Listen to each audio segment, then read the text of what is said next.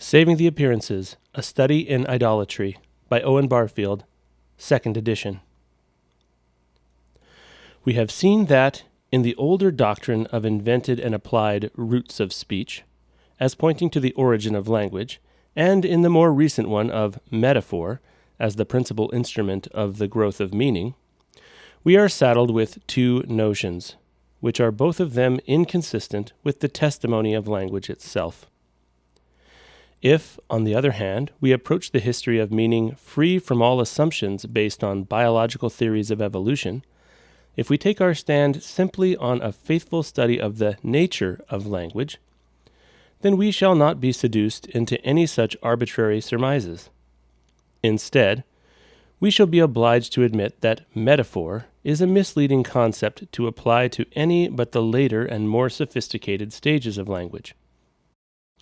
For all the evidence points rather to that sort of polarization of an ancient unity into an outer and inner meaning, which was traced in chapter 12.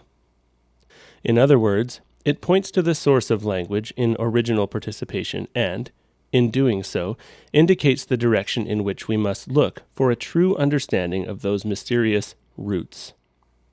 It is there, too, that we may hope in the end to espy the historical function of the word in determining the relation between thought and things. We have seen that the difference between what I have called original participation and the participation which can be grasped today in beta thinking is, above all, a difference of direction. In the former, the represented is felt to be on the other side of the phenomena from the perceiving self. At the same time, it is felt to be linked with or related to that self otherwise than through the senses. The self, so far as there yet is one, is still aware that it and the phenomena derive from the same supersensible source. This kind of consciousness, then, is the subjective aspect of that coming into being, pari passu, of man and of his phenomena, which was referred to in chapter 10.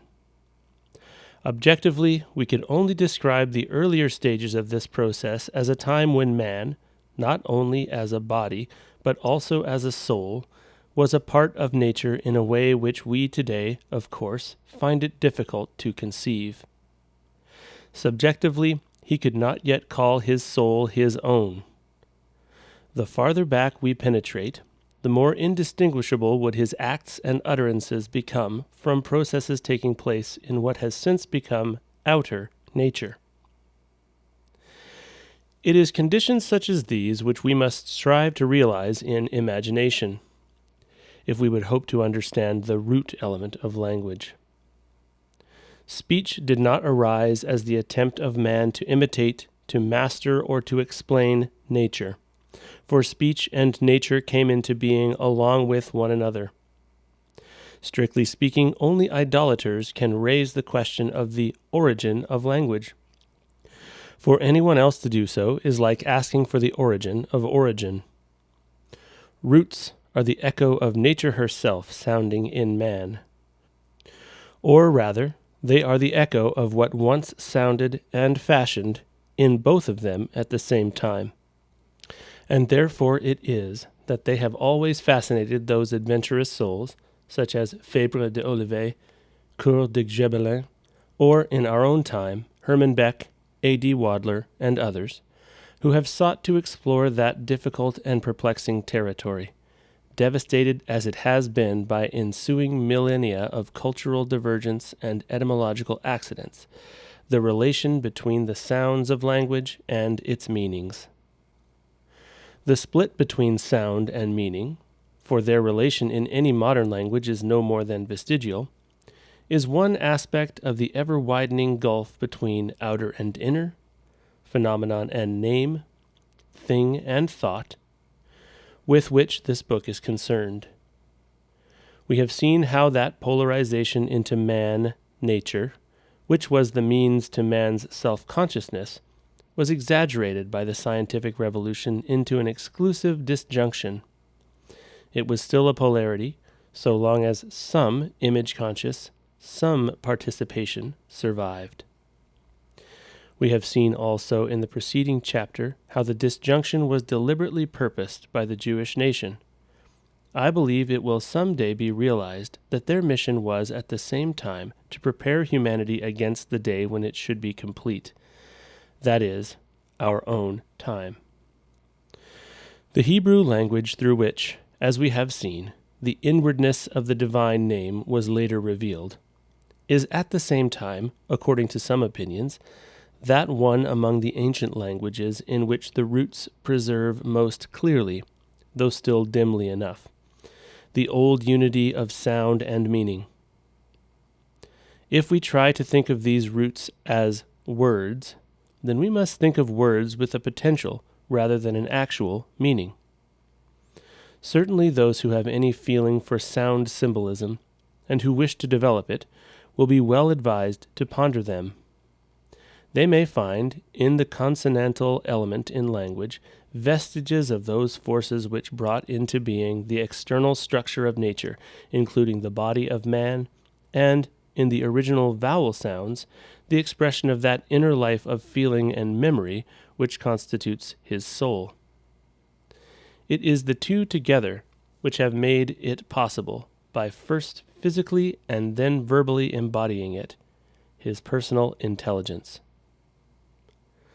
The objective of this book is, however, a limited one, namely, to demonstrate on general grounds the necessity of smashing the idols. It cannot, therefore, attempt to investigate in detail what sort of knowledge may result from doing so, and it would be quite beyond its scope to carry this difficult subject any further. Suffice it to say that the Semitic languages seem to point us back to the old unity of man and nature through the shapes of their sounds. We feel those shapes not only as sounds, but also, in a manner, as gestures of the speech organs. And it is not so difficult to realize that these gestures were once gestures made with the whole body, once, when the body itself was not detached from the rest of nature after the solid manner of today, when the body itself was spoken even while it was speaking. In an Aryan language, such as Greek, on the other hand, where natural and mythological significances so easily meet and mingle, we can feel more easily the nature of phenomenal, that is, imaginal, participation. The Aryan tongues point to the same ancient unity as the Semitic, but they do so through the quality of their meaning. Among the speakers of both types of language, a few centuries before the Christian era, a last faint echo of that unity appeared in the form of tradition and doctrine. In the Sefer Yetzirah, for instance, whose authorship was traditionally assigned to Abraham, and which was perhaps committed to writing about BC 600, the account of creation given in the Book of Genesis is expanded, and related in considerable detail to the sounds and signs of a language at once divine and human. And the influence of the Jewish doctrine of the Word of God, which was at the same time the source of the phenomenal world and the incarnation of wisdom in man, is still clearly apparent in the book of Proverbs, and in the apocryphal Ecclesiasticus and Wisdom of Solomon. In the world of Greek thought, the development in a similar direction, and particularly by the Stoic sect of the Logos of the Greek philosophers, is better known, and it is an old story how the two streams met in Alexandria and united in a form which is probably best exemplified in the writings of Philo-Judaeus. All things came into being through the Word.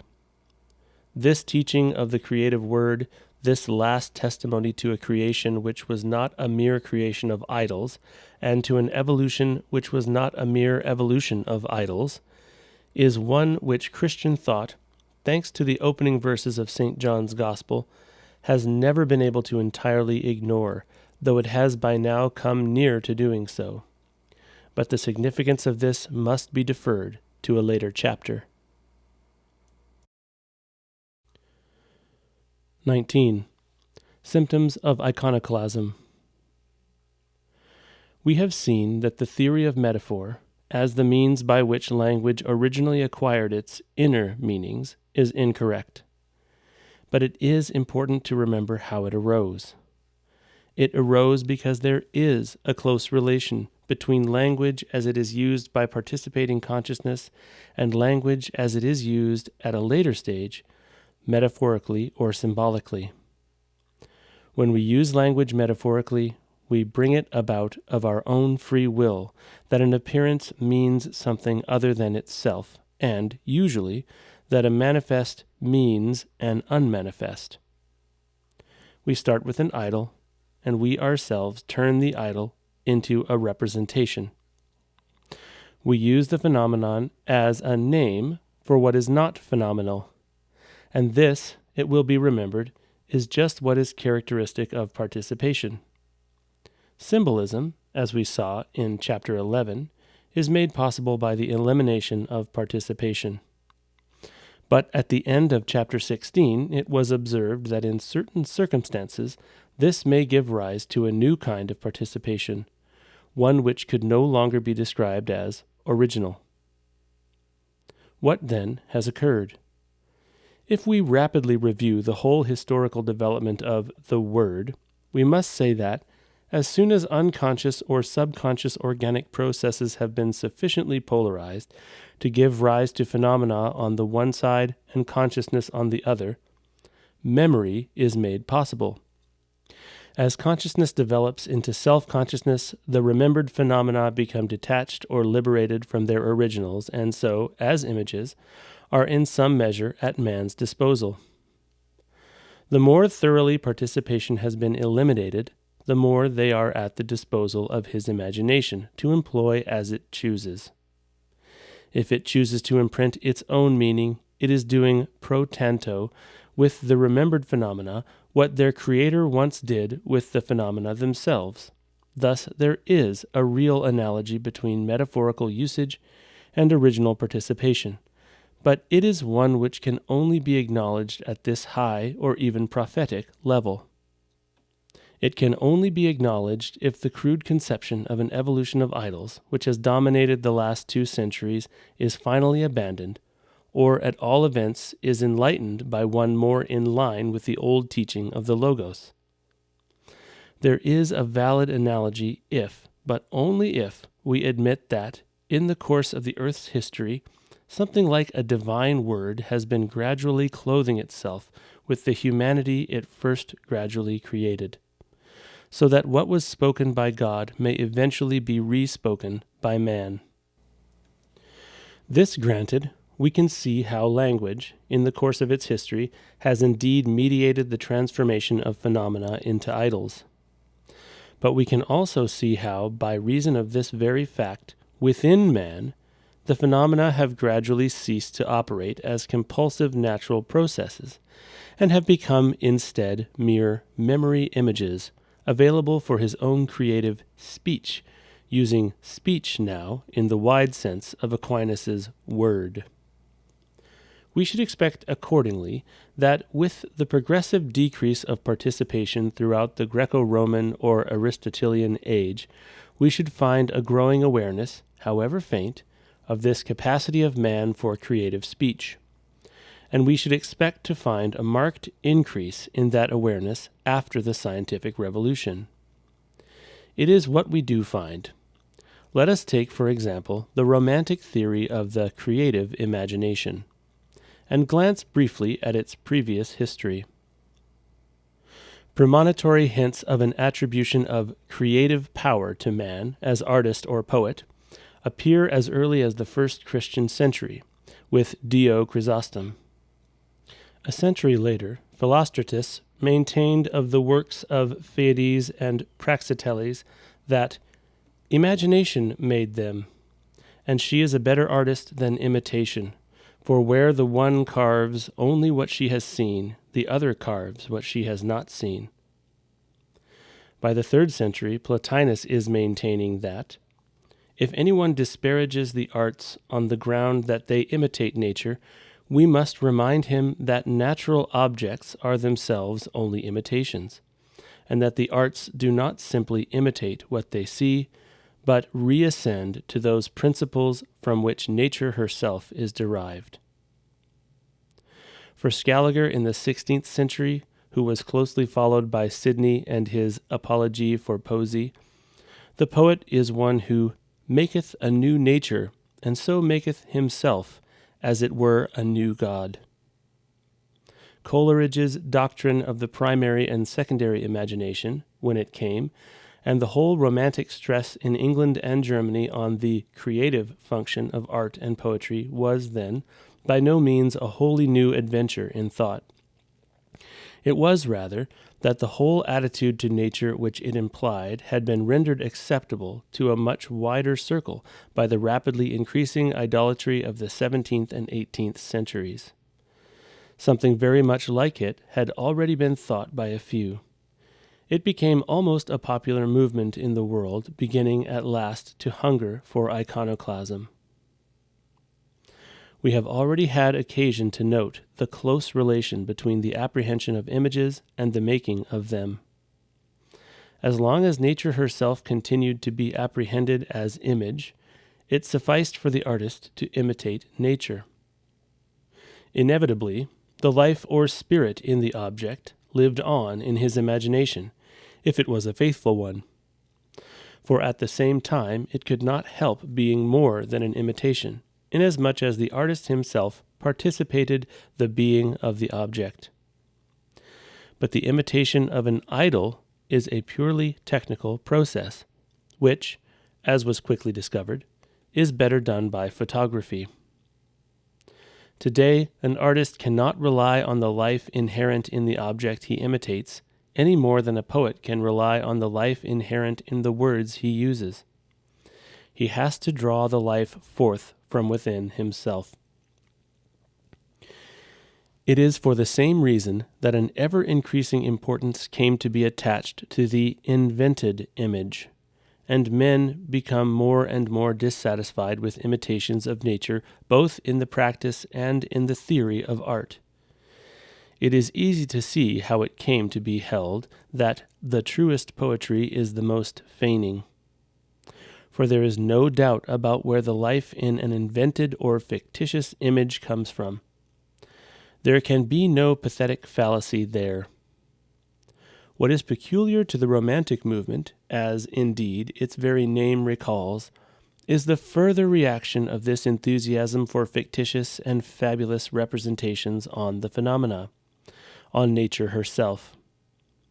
This is also what took the Romantic conception of art, properly understood, a step beyond the Neoplatonic theory referred to above. The Neoplatonic theory holds that man, the artist, is, in some measure, a creator. The Romantic conception agrees, but goes further and returns him, in this capacity, to nature herself. With what result? It is no longer simply that the arts reascend to those principles from which nature herself is derived. The principles themselves have changed their venue. For we are told by the Romantic theory that we must no longer look for the nature spirits, for the goddess Natura, on the farther side of the appearances. We must look for them within ourselves. Unbewusst der Freuden, die sie schenket, nie entzückt von ihrer Herrlichkeit, nie gewahr des Geistes, der sie lenket, selge nie durch meine Seligkeit. Fühllos selbst für ihres Künstlers Ehre, gleich dem Totenschlag der Pendeluhr, dient sie knechtisch dem Gesetz der Schwere, die entgottete Natur. Pan has shut up shop, but he has not retired from business. He has merely gone indoors, or, in the well-known words of Coleridge, we receive but what we give, and in our life alone does nature live. It is again beyond the scope of this book to trace in detail the way in which the origin of the Romantic response to nature is exemplified in that association between Coleridge and Wordsworth, which gave rise to the lyrical ballads. It was the dejected author of The Ancient Mariner who grasped the theory, but it was Wordsworth who actually wrote the nature poetry. If nature is indeed disgodded, and yet we again begin to experience her, as Wordsworth did, and as millions have done since his time, no longer as dead but as alive, if there is no represented on the far side of the appearances, and yet we begin to experience them once more as appearances, as representations, the question arises, of what are they representations? It was no doubt the difficulty of answering this question which led Wordsworth to relapse occasionally into that nostalgic hankering after original participation, which is called pantheism, and from which Coleridge was rendered immune by his acquaintance with Kantian philosophy. We shall find somewhat the same contrast in this respect between Goethe and Schiller. It is because of its failure to answer this question that the true, one might say the tremendous, impulse underlying the Romantic movement has never grown to maturity, and, after adolescence, the alternative to maturity is puerility. There is only one answer to the question. Henceforth, if nature is to be experienced as representation, she will be experienced as representation of man. But what is man? Herein lies the direst possibility inherent in idolatry. It can empty of spirit. It has very nearly succeeded in doing so, not only nature, but also man himself. For among all other idols is his own body. And it is part of the creed of idolatry that, when we speak of man, we mean only the body of this or that man, or at most his finite personality, which we are driven more and more to think an attribute of his body. Thus it is that the great change which the evolution of consciousness has brought about and the great lessons which men had begun to learn have all been wrenched awry. We had come at last to the point of realizing that art can no longer be content with imitating the collective representations, now that these are themselves turning into idols. But instead of setting out to smash the idols, we have tamely concluded that nothing can now be art which in any way reminds us of nature, and even that practically anything may be art which does not. We have learned that art can represent nothing but man himself, and we have interpreted that as meaning that art exists for the purpose of enabling Mr. Smith to express his personality, and all because we have not learnt, though our very physics shouts it at us, that nature herself is the representation of man. Hence the riot of private and personal symbolisms into which both art and poetry have degenerated. If I know that nature herself is the symptom of my representations, I cannot do otherwise than adopt a humbler and more responsible attitude to the representations of art and the metaphors of poetry. For in the case of nature there is no danger of my fancying that she exists to express my personality. I know in that case that what is meant when I say she is my representation is that I stand, whether I like it or not, in, I do not love the expression, but I can find no defter one in English, a directionally creator relation to her. But I know also that what so stands is not my poor temporal personality, but the divine name in the unfathomable depths behind it. If I strive to produce a work of art, I cannot then do otherwise than strive humbly to create more nearly as that creates, and not as my idiosyncrasy wills. After all, there is warrant for it. At the beginning of the first chapter, I pointed to the phenomenon of the rainbow, because it is especially easy there to realize the extent to which it is our creation. But we know equally well that it is not only the colors and curve of the rainbow which proceed from the eye. It is not only Iris, who has gone indoors, we know that light itself, as light, whatever we may think about the particles, proceeds from the same source. Now, for the Impressionist painters, this became a real experience. They really painted nature in the light of the eye, as no other painters had done before them. They were striving to realize in consciousness the normally unconscious activity of figuration itself. They did not imitate, they expressed themselves, inasmuch as they painted nature as the representation of man. They will serve as a reminder, though they are not the only one, that the rejection of original participation may mean not the destruction, but the liberation of images. The narrator wishes to thank his wife for reading the German passage in the middle of this chapter, as my own German is insufficient to the task.